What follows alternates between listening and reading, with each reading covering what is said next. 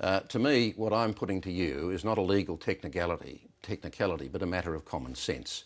The reason you are going or promising to change the Electoral Act is to stop unions being reimbursed for secret ballots. They have that right to reimbursement under another act called the Fair Work Act.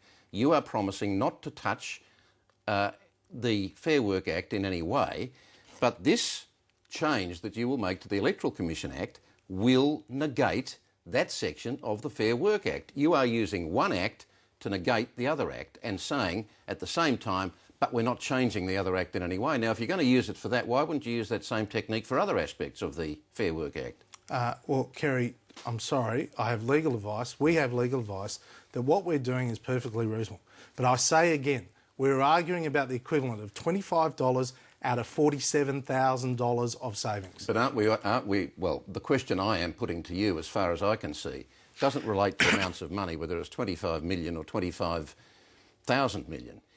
To me, we're not changing the Fair Work Act, full stop. So I can say it again and again and again, but, you know, we've got lots of other... So will Section 465 of the Fair Work Act still be valid? Well, where it says that unions can be reimbursed for secret ballots. Kerry, I say again, we have legal advice that what we're doing is absolutely right. It's $25 million, Kerry, and you know what?